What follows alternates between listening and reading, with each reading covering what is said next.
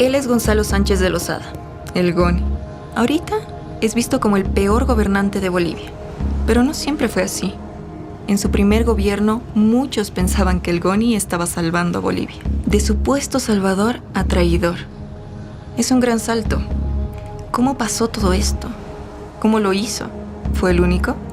Pero hoy te hablaré de mucho más que anécdotas sobre un presidente. Te voy a contar la historia de cómo un puñado de empresarios logró vender un país.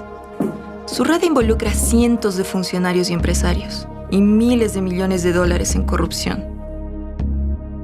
Para Bolivia, fue una gran tragedia.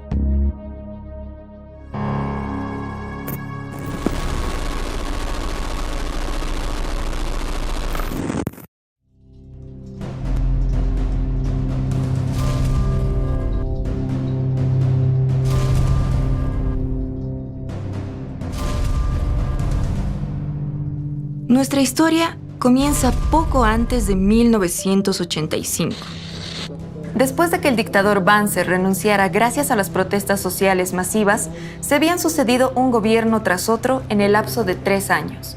El último de ellos, y el primero en ganar unas elecciones en más de 15 años, había sido Siles Zuazo, un civil de izquierda que tuvo que lidiar con una enorme crisis económica, con un Congreso en oposición y con la guerra económica que se imponía desde diversos frentes. Había un boicot económico, había ocultamiento de productos, algo similar a lo que ocurre actualmente en Venezuela.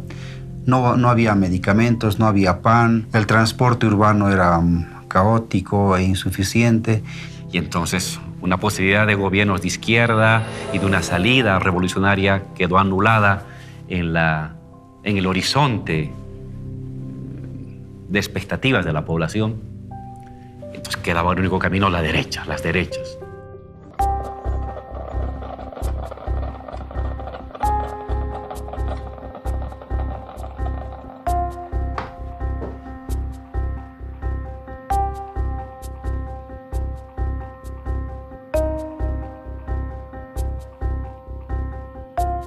Bolivia estaba estancada, con una inflación escalofriante, incertidumbre, violencia. Y cuando las cosas se ponen mal, siempre aparece un Mesías, que dice que va a arreglar todas las cosas. Como dice el dicho, ven árbol caído y quieren hacer leña. Al que le tocó ese papel fue a Víctor Paz. En 1985 ganó la ADN de Hugo Banzer. Como en ese tiempo los presidentes se los elegía en el Congreso, terminaron pactando para que sea el MNR de Víctor Paz el que llegara a la presidencia.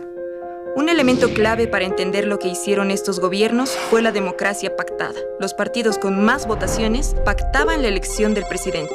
También se repartían por cuotas los puestos en el Parlamento y acordaban las leyes que firmarían. Así, se repartían entre todos el poder y se cuidaban entre todos las espaldas. En 1985, Hugo Banzer de ADN logra el 32.7% de votos, una mayoría relativa. El MNR y la ADN optaron por aliarse en el Parlamento y votar entre los dos para que Víctor Paz Estenssoro asuma el cargo de presidente. Este pacto fue llamado el Pacto por la Democracia, con el que apoyaron el Decreto Supremo 21060, que dictó el despido de miles de trabajadores mineros. Si vemos la década del 70, del 80, la Comebol era la generadora del 70% de las divisas que requería el país. Esta es la importancia de la minería. Éramos un país monoproductor en realidad y toda su economía con el mundo exterior estaba basada en la explotación del estaño. Una huelga en las minas, una baja del precio de los minerales hacía que tambalea la economía nacional. Era una empresa realmente estratégica. Pero hay que recalcarlo. La política de desestructuración de la Comebol se dictó el 29 de agosto del 85 y la caída del precio del estaño recién se produce en el mes de octubre. Y en ese sentido utilizaron la caída del precio del estaño para señalar que las minas de estaño ya no tenían futuro y que no, con los precios que había caído en el mes de octubre, ya no había posibilidad de una explotación sostenible siquiera para mantener a los trabajadores. No se vislumbra salvación posible sin un plan de estabilización global que que corrija el desbarajuste existente en la nación. Víctor Paz Estenssoro justifica el inicio de este proceso de enajenación. Él manejaba una frase. Con gran dolor para todos, Bolivia se nos muere. Estimados conciudadanos, la patria se nos está muriendo y es preciso no eludir ningún recurso para un tratamiento de emergencia que detenga el desenlace. Y por qué no decirle la desgracia del sector minero, donde de los 36.000 mineros se fueron casi 30.000 y quedaron solamente 6.000 mineros en el país. Nosotros somos hijos de mineros, somos de aquí de Huanuni, los compañeros. Hemos visto cómo la gente se iba. Las movilidades salían de aquí de Huanuni como en caravana, llenas de sus cosas, porque aquí ya no había más, trabajaría la privada y la privada ya no quería a los compañeros que están deslocalizados. Cada día 5 o 6 movilidades del distrito con toda su familia sin rumbo, donde establecerse, donde quedarse, donde dejar a su familia o donde pernoctar una noche con los trabajadores o con toda su familia. Si no nos amargamos es porque nos sentimos un poco fuertes. Hicieron que los compañeros, por tristeza y por abandonar un distrito que han vivido años, que han servido al país, han tenido que ir a fallecer en otros departamentos. Esa es la tristeza de todos los mineros y tal vez la historia en que podemos nosotros llamar, más que esta política del 21060, la desintegración familiar que hubo en todo el país. Por tradición se fueron creando barrios mineros en todas las ciudades. En Cochabamba tenemos La Chimba, tenemos Alalay, y aquí en el Alto tenemos Villa Santiago 1 y 2. Y obviamente fue duro para ellos, porque llegaron a lugares donde no había agua, no había alcantarillado, no había luz eléctrica. 85 los años de la población. 85 de la población, cuando nuestros papás les han pasado sus cartas de agradecimiento y les han finiquitado, pero con un finiquito, como se puede decir, mísero. Mísero. ¿Qué vamos a hacer nosotros? Si vamos a dejar este mina o nuestro trabajo, nuestras fuentes de trabajo, nuestra familia, ¿en qué va a aparecer? Yo tengo 8 hijos. Ahora los 8 hijos, ¿quién va a mantener? A cuya razón yo me sostengo trabajando. Es un delito querer botar a miles y miles de trabajadores a la calle. Nos están quitando la salud, la educación, que es lo primordial para un ser humano. La lucha y la resistencia de los trabajadores fue muy larga. Cuando se dicta el 21060, el 21 de agosto del 85... Es posible, casi seguro, que las nuevas pautas económicas que se ponen en ejecución a partir de la fecha encuentren oposición en algunas agrupaciones políticas y medios de opinión, como asimismo en determinadas fuerzas de la economía subterránea. Esta marcha por la vida es la muestra del valor. Pasado el estado de sitio, la Federación de Mineros planteó un plan de emergencia para la salvación de Comibol, y esto produjo la Marcha por la Vida. No solo la Marcha por la Vida fueron los trabajadores mineros, sino también recibimos los fabriles, campesinos, maestros, etcétera, etcétera, y muchos sectores laborales.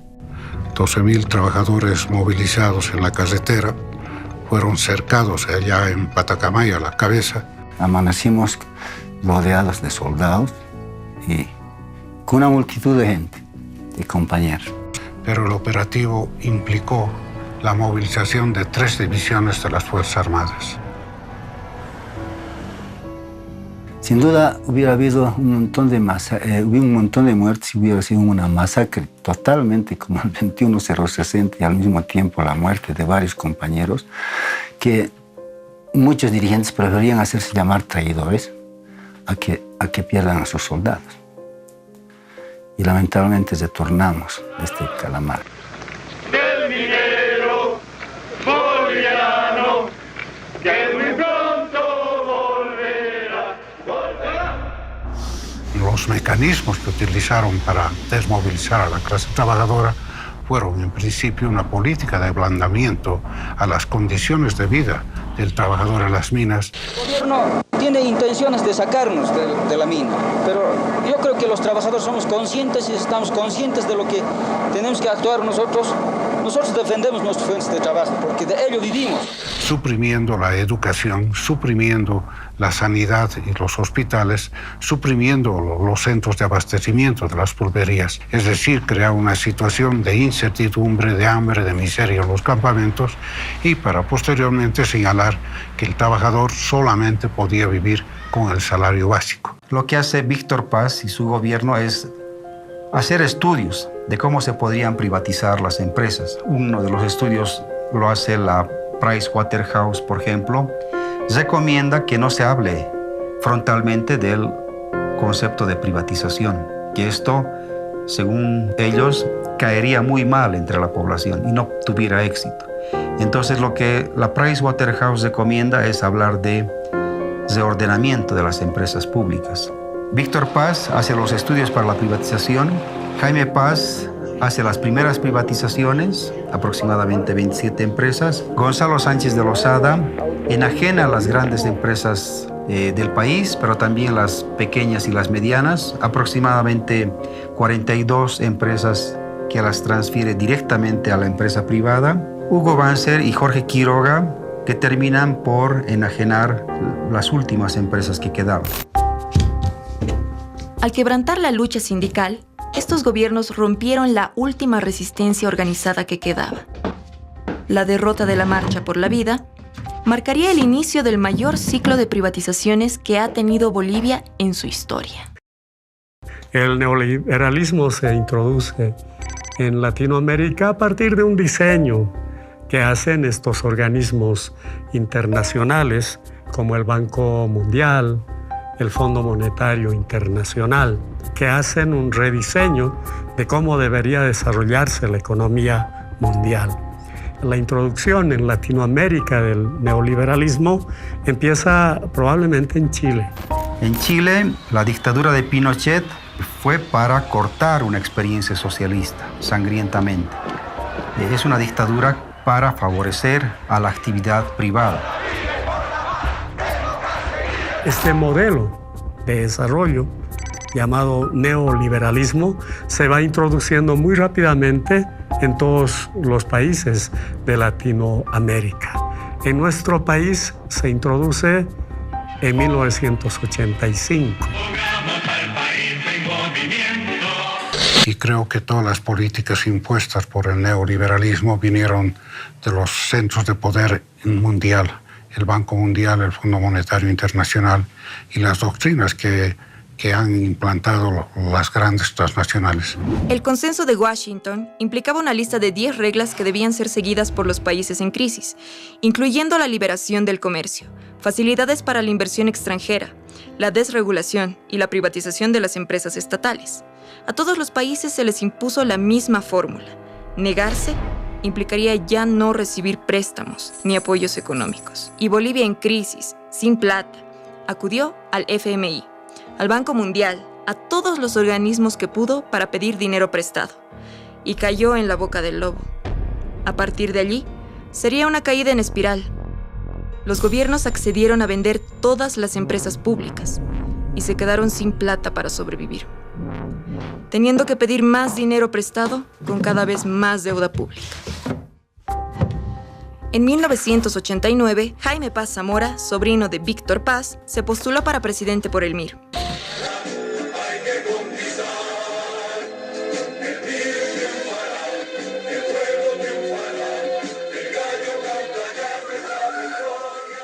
El proceso de privatización, que es el primer proceso de la enajenación, empieza con Jaime Paz Zamora.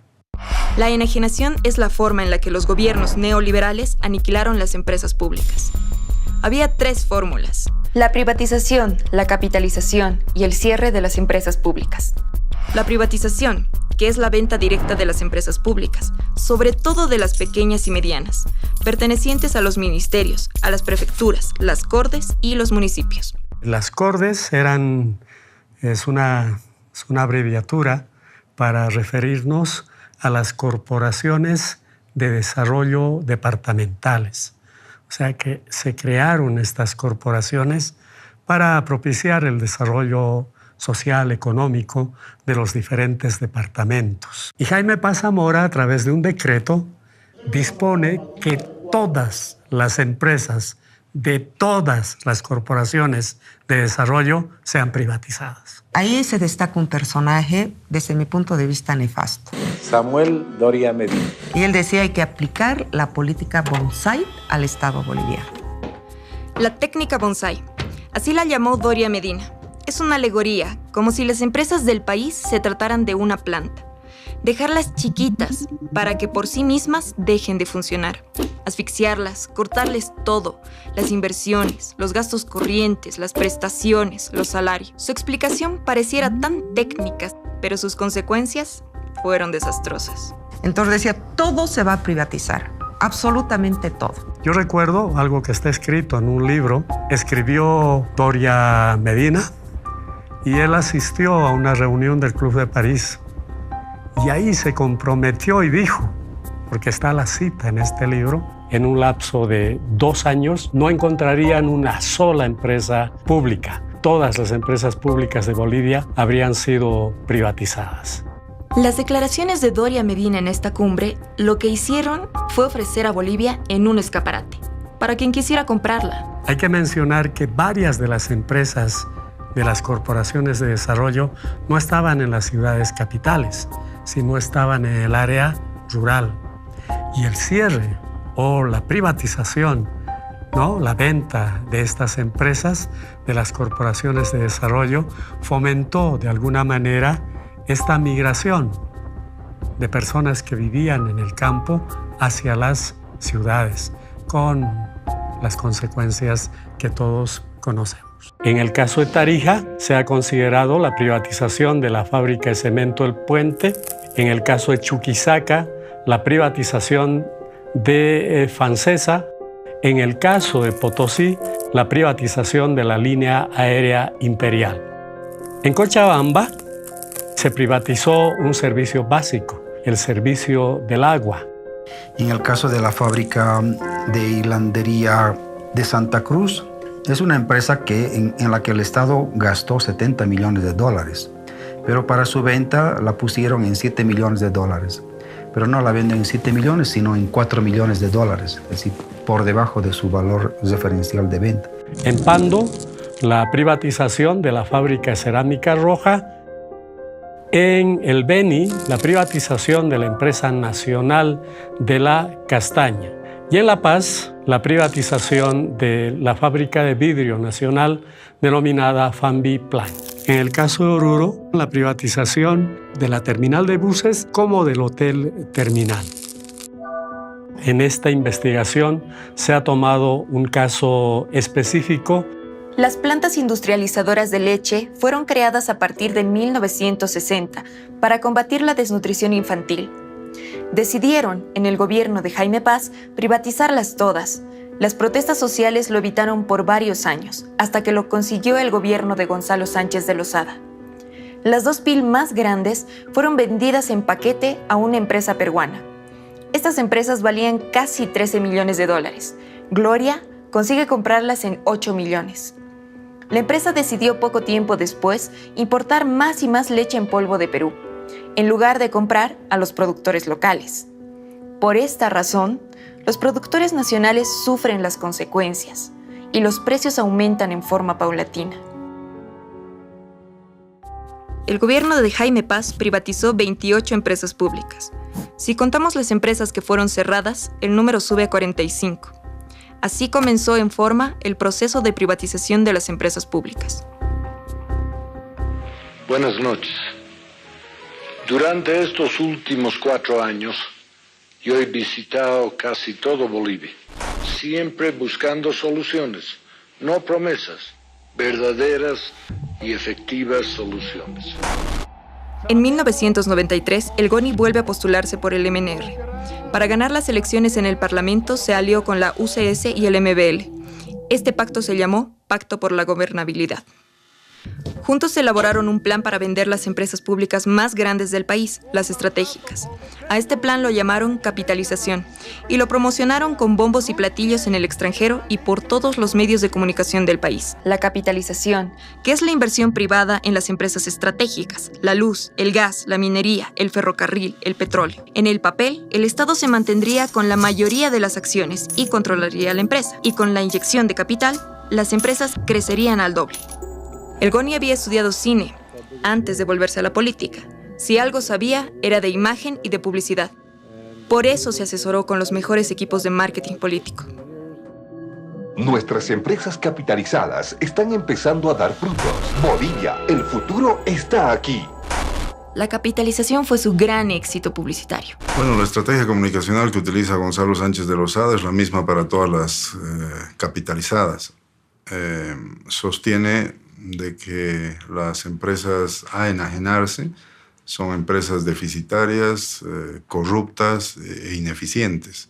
Consideraba que los bolivianos eran unos inútiles, que los bolivianos eran unos incapaces, que los bolivianos casi eran unos salvajes y que los únicos que podían llevar a Bolivia a la modernidad eran los extranjeros, los gringos, para que ellos, con su conocimiento y su tecnología y su cálculo racional, se enriquecieran con esos recursos y dejaran caer algunas migajas a los bolivianos, que nos íbamos a contentar con las cuantas migajas porque éramos un pueblo de pastores. Los bolivianitos, como solía decir ese presidente, nosotros somos chiquitos, pero no menos importantes, ¿no?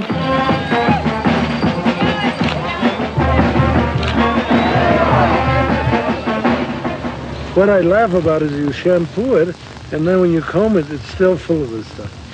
This is God's punishment to politicians in Bolivia. And you can't say anything except thank you. They rub it into your head. It's wishing luck. Incluso Gonzalo Sánchez de Lozada llega a ofertar de que Bolivia iba a crecer al 8% en su Producto Interno Bruto, cosa que obviamente no sucede.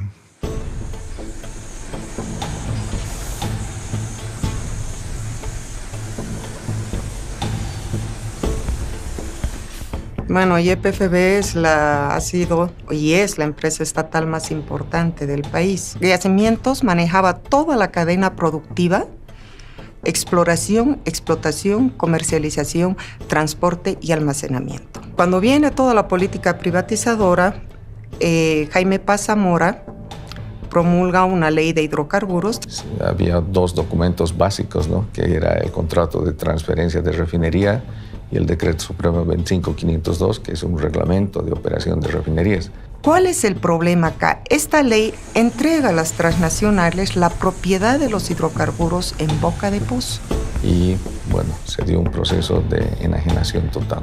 Bueno, yo trabajaba en la refinería Gualberto Villarroel y se dio el proceso en las refinerías no de capitalización, sino fue una enajenación, fue una venta de las refinerías a la empresa privada. En este caso fue Petrobras la que compró las dos refinerías más grandes de Bolivia. Muchos compañeros que eran, me imagino que del MNR, eran optimistas, ¿no? Decía que la capitalización iba a salvar realmente a YPFB. Pasa esa política y va a ser capitalizada ya con el gobierno de Gonzalo Sánchez de Lozada. De la misma forma, una política muy clara era deshacerse de los trabajadores, ¿no? Se hizo cargo Petrobras. Creo que de la mitad de nosotros se deshizo. Se calcula entre 6.000 a 8.000 trabajadores que tenía. Por no decir aterradores, hemos vivido momentos muy malos. Por detrás de cada trabajador siempre hay una familia.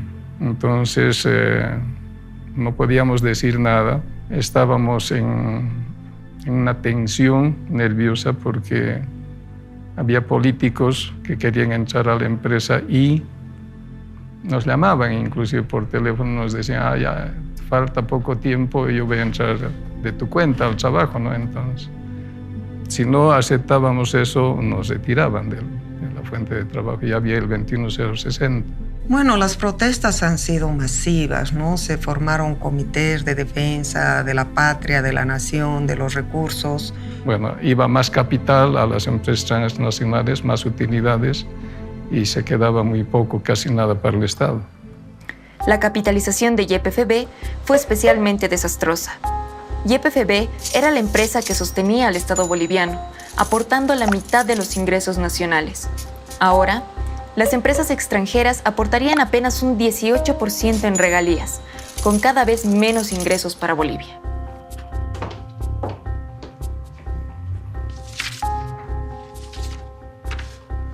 Después de esto, el Estado se quedó sin plata.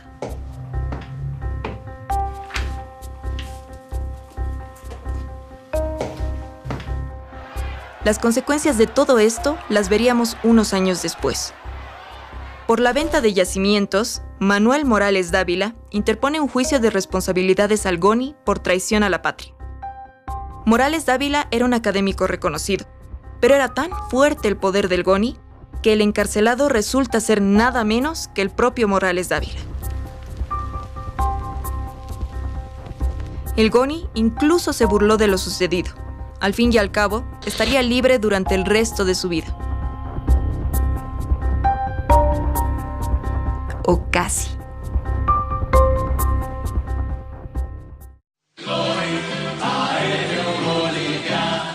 El Lloyd Aéreo Boliviano le ofrece sus vuelos diarios a La Paz, Santa Cruz y Cochabamba.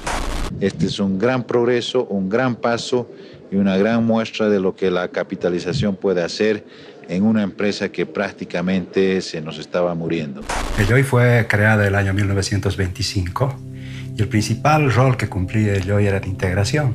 Inicialmente vinculando las rutas internas y con posterioridad el establecer un vínculo entre el país y el exterior. Antes de su capitalización tenía un valor de mercado de 90 millones de dólares, sin considerar el valor de sus intangibles, que según las consultorías que se contrataron en ese tiempo era de aproximadamente 30 millones de dólares. Es decir, una empresa que costaba aproximadamente 120 millones de dólares. Y establecieron que el valor en libros de esta empresa era 23 millones de dólares. Me acuerdo de estar también leyendo los periódicos de aquella época y ver cuántas movilizaciones había, ¿no? Cuántas movilizaciones hubo para que el Lloyd Aéreo Boliviano no pase a manos privadas. Era una empresa, orgullo nuestro, era la línea bandera, una de las empresas que mantuvo su nombre, el primer nombre más antiguo de empresas aéreas de Sudamérica. Tenía convenios y posibilidades de vuelo con muchísimos países, realmente una empresa potente. Cuando se ha capitalizado el Lloyd, yo ya era jefe de un departamento, entonces yo sabía que nosotros no le costábamos un centavo al Estado. Es más, el Estado le debía a la empresa. Con la sola presentación de una empresa se podía llevar adelante el proceso de capitalización. Y es BASF, una empresa que además con oscuros antecedentes, con un historial negro en el Brasil. Puedo influir ante la casa matriz de mi empresa sobre qué se debe hacer y cuál es el camino a seguir con el personal del Lloyd Aéreo Boliviano. Pero por favor, que se queden tranquilos. Esta es una época de desarrollo de la compañía y hay que pensar con el futuro y no con la historia del pasado. Pertenecía a la familia Cañedo y la familia Cañedo tenía ya antecedentes procesales en Brasil. Tenía procesos por haber malversado aproximadamente 800 millones de dólares. O empresário Wagner Cañedo foi preso hoje em Brasília. O empresário foi dono da companhia aérea VASP. Ahí yo me di cuenta que todos sabían que estos señores de la VASP eran unos pillos. Tanto así que inmediatamente que ellos se pusieron en el Lloyd, ya no nos dieron crédito. Eso, yo que era una pinche ejecutiva, que no era economista, que era comercial, ya me di cuenta. Yo llegué a mi casa y dije, aquí estoy en manos de pillos. Aún así, teniendo estos antecedentes delictivos, la familia Cañedo, propietaria de la VASP, se adjudicó la capitalización del Lloyd Aéreo Boliviano. El valor nominal de las acciones del LAV era de $20.53. El valor ofertado por acción es de $42.24. Superó en $20 el valor en libras. Todos aquellos cronogramas que se habían establecido para cumplir con el aporte de de capital del Brasil nunca se cumplieron, porque los mecanismos de control, los mecanismos de fiscalización no funcionaban. Prácticamente fue una mina de oro para ellos, porque empezaron a saquearla a la empresa, desmantelando inclusive los aviones, el stock de repuestos. Ellos no han sido capaces de poner un tornillo. En forma recurrente denunciaban de que varios repuestos que tenía el Lloyd Aéreo Boliviano, como turbinas u otros necesarios para la aeronavegación, salían de las despensas del Lloyd Aéreo Boliviano y se iban con destino a Brasil. Lamentablemente los trabajadores, los empleados del Lloyd, hemos sido prácticamente despedidos y echados a la calle sin que se nos haya pagado la indemnización que correspondía a cada empleado. Hay un 40%, creo, todavía de la empresa que no ha cobrado nada, que se ha quedado en la calle y que no tiene ni jubilación. Lloyd Aéreo Boliviano fue el escenario de uno de los reality shows más sorprendentes y tristes de la historia boliviana. Ernesto Asbun fue prestanombres de Raúl Garafulic. Garafulic lo usó de palo blanco para comprar muchas acciones del Lloyd sin que se enterara nadie. Pero Asbun decidió que si Lloyd estaba a su nombre, entonces él podía ser el dueño. Garafulic lo demanda. Pero, ¿qué éxito puede tener la defensa de una operación ilegítima? Asbun se hace con Lloyd y se autonombra presidente de la empresa. Es de que ahí llega el señor Asbun como intermediario de otro gran empresario. Y luego, aparentemente, este señor Asbun, dicen que le hace la jugada al otro empresario, a uno que tenía un apellido así medio eslavo, y finalmente no hace lo prometido, que era reinvertir, invertir y todo, sino que agarra la plata igual en una maleta. Sin decir nada a nadie, desaparece con los millones de dólares que nos ha robado en su maletín. Y quién sabe, en esa época habían comentarios de que andaba paseando en las playas del Brasil.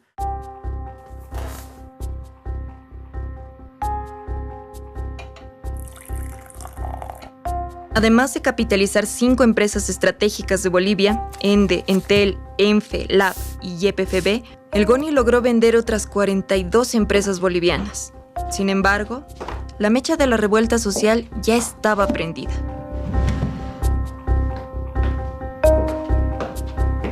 En 1997, Hugo Banzer gana las elecciones, para sorpresa de muchos. A su favor, tuvo una campaña fuerte, con el jingle que más recuerdan los niños de entonces.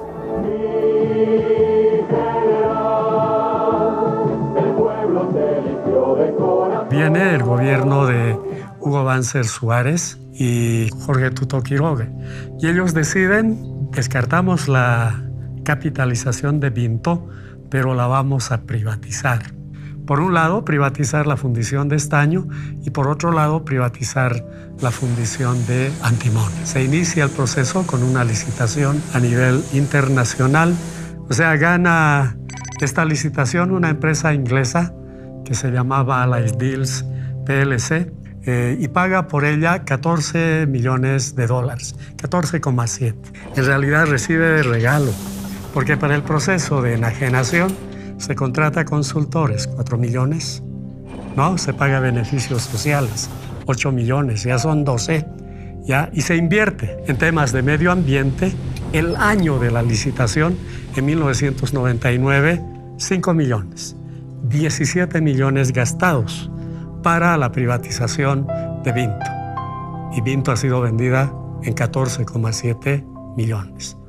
El valor mínimo de venta de la empresa metalúrgica Vinto Estaño era 41 millones de dólares. El viceministro de Minería en ese entonces denuncia que la empresa metalúrgica Vinto, que se ha entregado esta empresa en un precio menor al que debería tener y paralelamente renuncia al cargo de viceministro. Y cuando se la vendió no se tomó en cuenta el mineral que estaba en el circuito de la planta, que eso aproximadamente era 16 millones de dólares. Y algo parecido pasa con la fundición de antimonio. Esa fundición tenía como precio bajo, el más bajo, 2 millones $2.600.000. Paribas, el banco de inversión, da un precio mínimo. ¿Y saben cuánto da el precio mínimo? $100.000. En su periodo, Banzer termina de vender casi todo el resto de las empresas públicas, incluyendo la concesión de CEMAPA, el servicio de agua de Cochabamba. Habría terminado de venderlas si no fuera por la crisis social que se extendió por todo el país, avivando las resistencias sociales.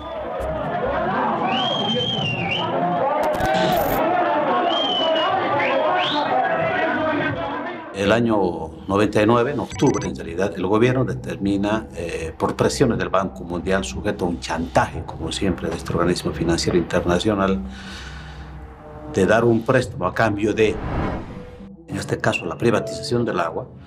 La empresa que tomó en sus manos la concesión y la propiedad del agua es un consorcio, fue un consorcio denominado Aguas del Tunari, como una especie de insulto a la población, porque el Tunari es una hermosa montaña que protege a los cochabambinos y cochabaminas aquí en Cochabamba.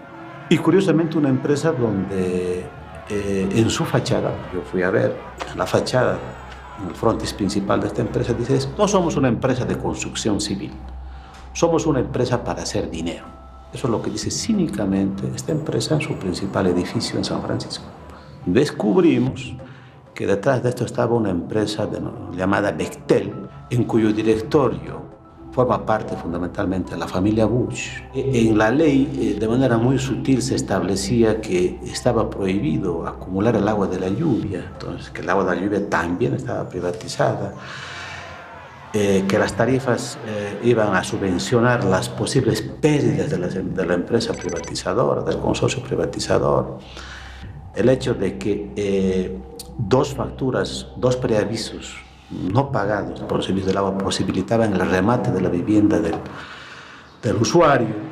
Entonces se conformó la Coordinadora de Defensa del Agua y la Vida como un primer paso de establecer una gigantesca coalición donde prácticamente estaban todos los sectores. Yo diría desde los dueños de los hoteles más lujosos en Cochabamba, porque les afectaba la problemática del agua, hasta los vendedores ambulantes o la gente de Cochabamba que no tiene una sola gota de agua hasta el día de hoy. En cada casa, en cada puerta en Cochabamba, en el campo de la ciudad, tú veías barricadas. En cada puerta de una cuadra tú podías ver 100 barricadas. Eso le dio mucha fuerza al movimiento, es decir, lo simbólico.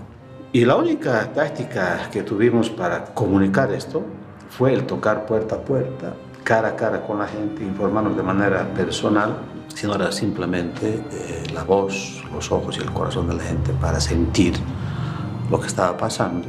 Y ante la imposibilidad de dispersar con los elementos tradicionales como gases, perros, palos y balines de goma, utilizó francotiradores.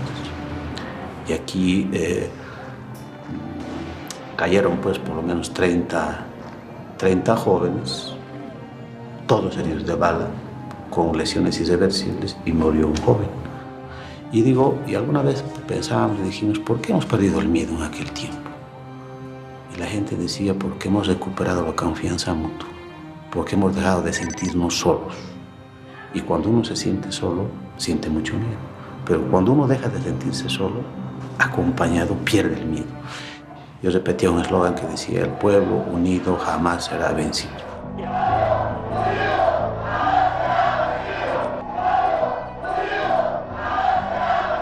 Pero el 10 de abril, cuando la gente gritaba, cuando 200.000 personas en el centro de la plaza y alrededor como 500.000 gritaban, el pueblo unido jamás será vencido,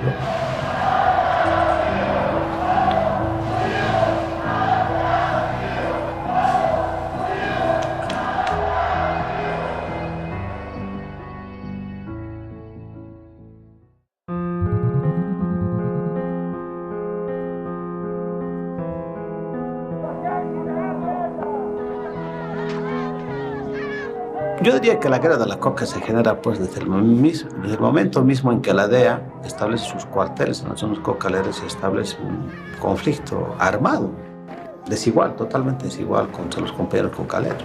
Pero la guerra de la coca se traslada a la ciudad después de la guerra del agua, ¿no? El año 2001-2002. ¿no? Cuando el gobierno decide, en aquel tiempo, el gobierno de Banzer, el mismo que tomó la decisión de la privatización del agua, decide penalizar la comercialización y el consumo de la coca del Chapare.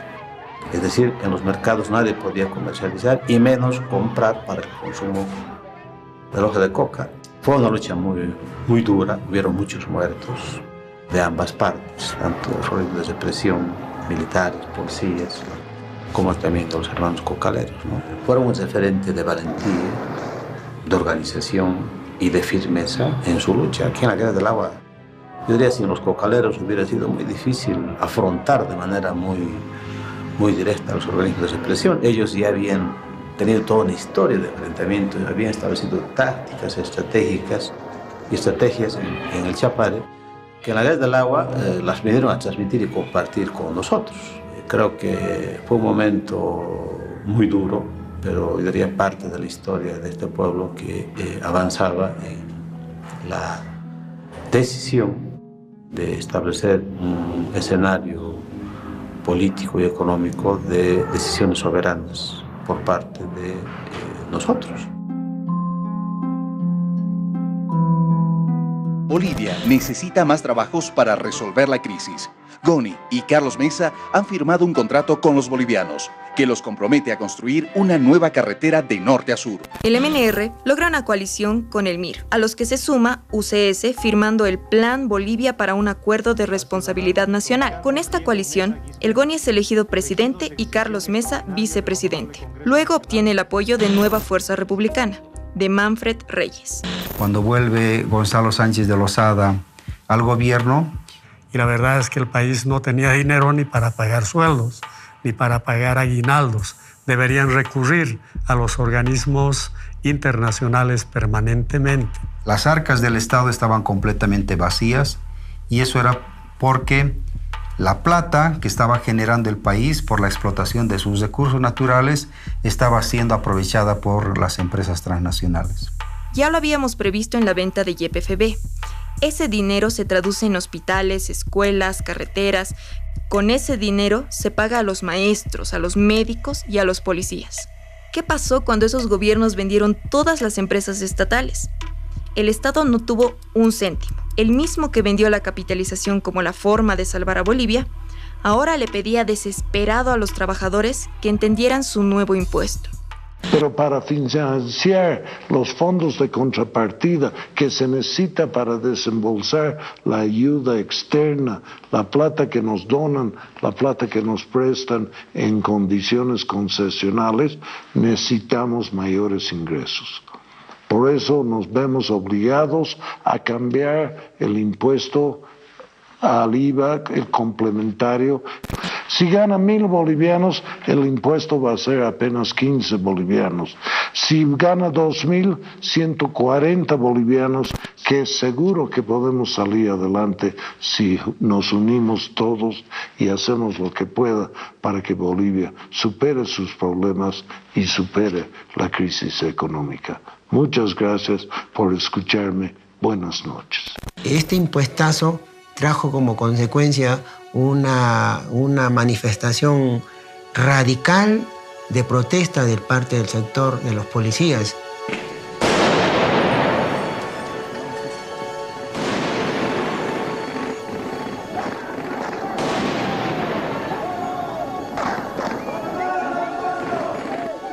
Hay un enfrentamiento en la Plaza Murillo entre policías y soldados y el ejército, ¿no? El ejército que respaldaba a Gonzalo Sánchez Lozada y los policías que estaban reclamando que se les elimine ese impuestazo, ¿no? Estaba tendiendo a radicalizarse de tal forma que ya en 2003 el sector de los campesinos realiza un bloqueo. Pero bueno, en ese bloqueo en Guarizata el ejército mató a 5 personas, dentro de ellas a la niña Marlene de 8 años, una niña de 8 años que hoy día ya hubiera tenido 22 años. Esta masacre de Guarizata prácticamente era el prolegómeno, ¿no? El inicio de la guerra del gas.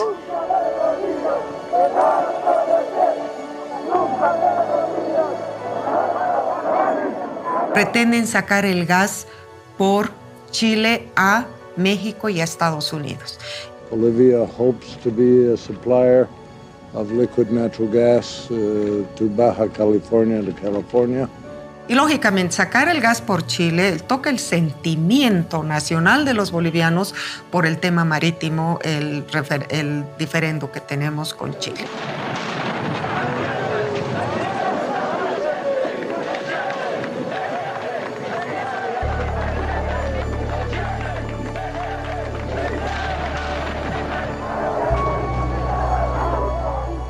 Y a partir de ese agravio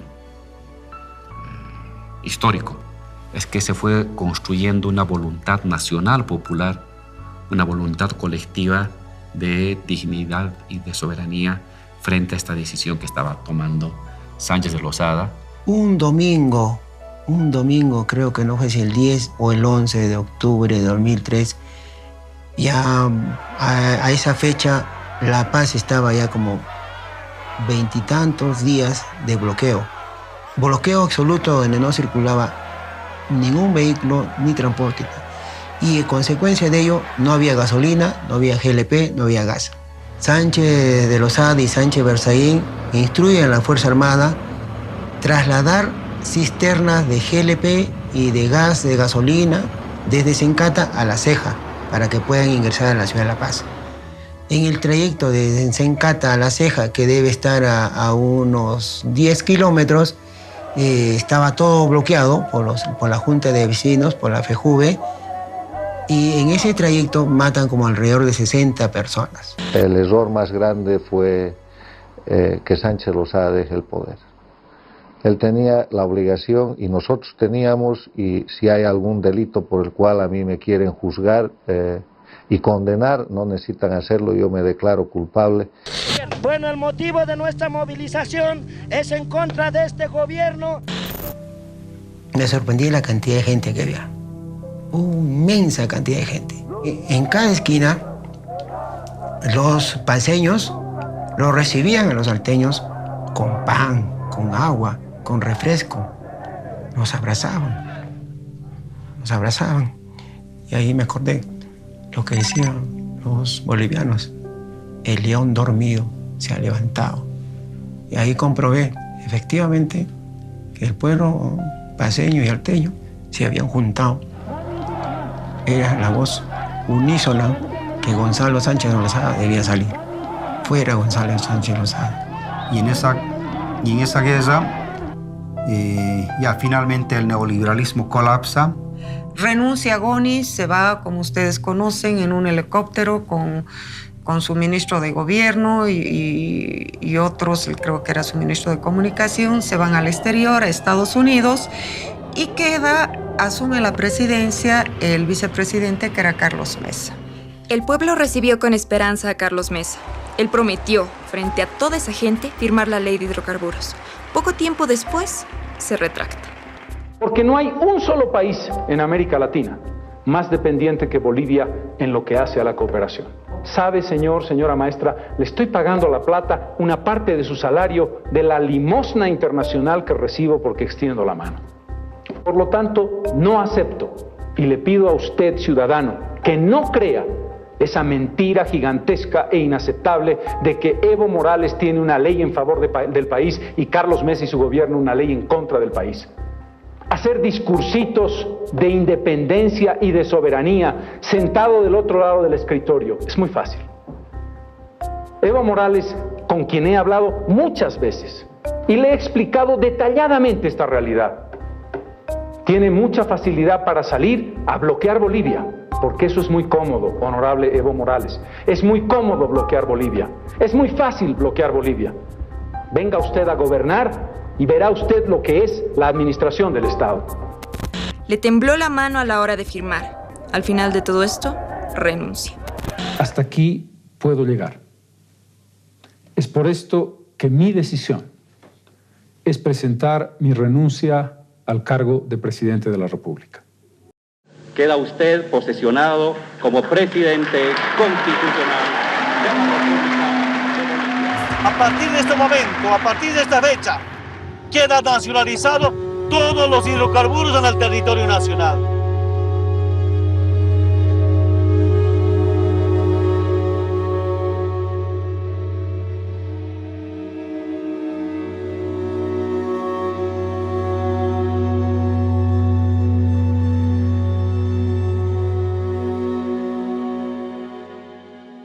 Después de haber investigado todo esto, nos dimos cuenta que era importante mencionar. Habían nombres y apellidos que se repetían, nos sonaban que ya los habíamos visto en otro proceso y como aquí se repiten. La participación de empresarios privados en la política nacional, como ministros, como viceministros. Hay varios casos, digamos, en los que viendo estas redes podemos identificar que se ha consolidado unos grupos empresariales muy fuertes, muy poderosos económicamente hablando, y es así, o sea, es una rotación muy común en las sociedades latinoamericanas. Y varios de esos personajes todavía están vigentes, viven alrededor de nosotros. Uno de los nombres que más destaca de los implicados es el exministro del gobierno de Jaime Paz Zamora, el señor Samuel Doria Medina. Doria Medina fue asesor económico de Jaime Paz Zamora y luego ministro de Planeamiento y Coordinación, desde donde coordinó la enajenación de gran parte de las empresas públicas. También era presidente de la Sociedad Boliviana de Cemento, S.A., de la cual también era el accionista mayoritario. Entre los socios de Soboce figuran Fernando Romero Moreno, ministro de Planeación y Coordinación, y casualmente socio del Citibank y el Grupo Visa, entre cuyos socios también figuraba Goni.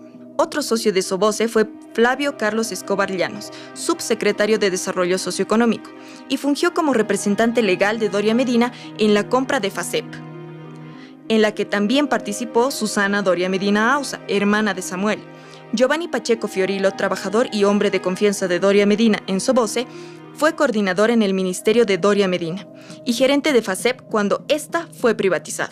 Luego de hacerse con las empresas cementeras de Sucre y de Tarija, Samuel Doria Medina llega a copar el mercado del cemento como empresario cementero durante la década del 90.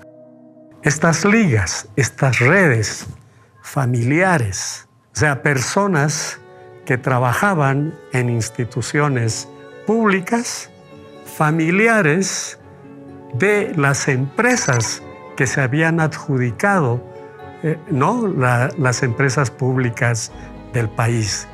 Entonces el señor Ivo Kulgis, que fue ministro, pero también fue empresario de un medio de comunicación, en el mismo periodo en el que este empresario privado, dueño de uno de los medios de comunicación, que era la Red 1, está fungiendo como ministro de Gobierno de Economía, además del área de finanzas, una de las más importantes en el proceso de enajenación. Su hermano, el señor Tomislav Kulgis-Wichner, está como director en empresas capitalizadas, Transredes y Corani, si no me equivoco. Alfonso Rebollo Tenier, el propio ministro de Capitalización del GONI, es hermano de Gabriel Rebollo Tenier, personero de Shell, tío de Edgar Sarabia Durnic, secretario de Capitalización, y tío de Carlos Sarabia Durnic, gerente de Entel. Sánchez de Lozada era accionista de Comsur, que era un grupo minero bastante grande que después se lo vende a Sinchihuayra, que es una empresa dependiente de la multinacional Glencore de Suiza. Varios socios de Comsur fueron también funcionarios de gobierno, como Óscar Bonifaz Gutiérrez y Alberto Alandia, que fueron presidentes de Comibol, y el propio hermano del GONI, Antonio Sánchez de Lozada, que fue vicepresidente de Comibol, Contralor General de la República y senador. Pero además que ellos se aprovecharon o se apoderaron de yacimientos altamente rentables, prospectados, explorados y en funcionamiento que había dado la Comibol. Estamos hablando de los yacimientos de Bolívar, de Plaipo en Potosí, de San Vicente en el Consejo Central Sur. Y la enajenación de la fundición de Vinto de Oruro finalmente también permitieron que esta empresa caiga en manos de Comsur, que es Goni Sánchez de Lozada. Fernando Salazar Paredes estuvo en el directorio de Guaracachi, en cuyo directorio también figuraba Susana Sánchez de Lozada, prima del GONI. Fernando Salazar fue representante legal de Allied Deals. Es la Allied Deals, una empresa inglesa cuyos orígenes son muy oscuros, pero es esta empresa la que se adjudica en principio Después, vaya a saber por qué, esta abandona, se declara que entró en quiebra, que sus dueños estaban presos, y en esas circunstancias se aprovecha Gonzalo Sánchez de Losada y su empresa Consur para comprar Vinto. Entonces, si se dan cuenta, es una triangulación ahí muy llamativa entre los gestores de la enajenación, los beneficiarios, adjudicatarios de la enajenación y al mismo tiempo dueños de los medios de comunicación. Estamos hablando de ATV, que tenía como su accionista mayoritario el señor Raúl Garafulic Gutiérrez. El presidente del directorio de Canal 9 Paceña Televisión, don Raúl Garafulic. Por ejemplo, fue adjudicatario de la transportadora de energía eléctrica, la TDH, en sociedad con los españoles. Fue adjudicatario de la empresa privatizada, la hilandería de Santa Cruz, Hilancruz. Él, junto a sus hijos, conformaron una empresa pequeñita que se llamaba Santa Mónica Cotton para presentarse a la licitación pública y finalmente adjudicarse Hilancruz. Después de ser embajador en España y hacerse de sus contactos, este empresario consigue contratos en Bolivia para muchas transnacionales españolas: Iberdrola, Repsol, Santillana, Brisa. También Raúl Garafulic se convirtió en socio de los españoles que conformaron la AFP Previsión. Entonces aparece involucrado en una de las instancias privadas fundamentales del proceso de enajenación, que eran los que administraban las acciones de las empresas capitalizadas, ¿no? El fondo de pensiones. Y dentro de la AFP pues aparecen muchos otros nombres que él ponía en los directorios de las empresas capitalizadas, sus propios socios, sus propios hijos, etc. Uno de los más llamativos es el que fue vicepresidente de este país, vicepresidente en el gobierno de Jaime Paz, también en el acuerdo de la ADN y del MIR, el señor Luis Ocio Sanginés. También tenía un vínculo empresarial muy estrecho con Raúl Garafulic. Aparece en el directorio de una de las empresas privatizadas que se adjudicó Garafulic, que fue la transportadora de energía eléctrica. Aparece en el directorio de la capitalizada Entel y es director porque es nombrado por la AFP Previsión, en la que también fue parte de su directorio. Garafulic compró Hilancruz, después de lo cual la vende a Andrés Petricevic, ex ministro de Transporte y Obras Públicas, con quien compró también el periódico La Razón y fue director de la capitalizada empresa Chaco. Petricevic era accionista de AFP Previsión, en donde fue director en 2002. Otros directores de la empresa fueron Carlos Kempf, Manfredo Kempf y Julio Kempf, quien también fue director de Ferroviaria Oriental. Allí también fue director Raúl Garafulic y su hijo, Dieter Garafulic, quien a su vez también fue director de Transredes. En el mismo consorcio aparece Samuel Doria Medina del MIR, con Andrés Petricevic del MNR, con el señor Julio León Prado, que estuvo muy próximo también al MNR, al ADN, el accionista mayoritario de la aseguradora adjudicataria de hacerse cargo de los seguros y también del Grupo Visa, que participó en varios procesos de estos. Podemos concluir diciendo que nosotros hemos identificado 55 individuos articulados entre sí por nexos políticos, empresariales y familiares. Perdimos en total 9.314 millones de dólares de entonces. Ahora serían más de 20.000 millones de dólares. ¿Cuánto se pudo haber aprovechado esa plata? ¿Cuánto perdimos realmente? ¿Cuántos despedidos, relocalizados, encarcelados, muertos? ¿Cuál es el precio de un país? Si tuviéramos la información que hoy esta comisión está brindándole al país respecto a los procedimientos que utilizaron, las redes de poder que armaron, los beneficios que lograron tener, las irregularidades que cometieron, muchos de ellos ya no harían política en Bolivia. La revolución democrático-cultural va a continuar y no va a continuar con nosotros, que ya somos una generación que hemos estado en un ciclo pasado, lucha contra las dictaduras. Nos ha costado conquistar este nuevo desarrollo para el país. Ha sido unos tiempos bastante de mucho dolor, Lo que ha costado crear empresas públicas que otorguen beneficio a los pueblos. Éramos un país que medía 9.000 millones de dólares hace 10 años. Hoy somos un país que mide 36.000 millones de dólares en Producto Interno Bruto. Hemos multiplicado casi por 4 el volumen de la riqueza boliviana. Y eso es básicamente haber recuperado el control del gas, del petróleo, de los minerales, de las telecomunicaciones, de la electricidad. Creo que defender los recursos naturales es vital para el pueblo boliviano porque es la manera de defender la soberanía y nuestra identidad nacional. Pero también el trabajar permanentemente la memoria. El saber adecuar el rescate de la memoria a las nuevas tecnologías, a los nuevos soportes, a las nuevas simbologías y al nuevo espíritu colectivo que prevalece en las nuevas generaciones. Y yo me doy cuenta ahora qué importante es conocer cómo se dieron las cosas. Porque si algo hay que aprender del pasado, es que los grandes errores que se han cometido no se los vuelva a repetir. Pero qué duro y ojalá nunca, pero nunca nos vuelva a pasar. Ojalá no abramos ni así la puerta, porque ahora ya siento yo que la puerta ya está la pata metida ahí. Y privatización, reitero, no solamente es un despojo de algo material, de algo que afecta a la vida de la gente, sino también privatización significa el querer borrar la historia, tu memoria.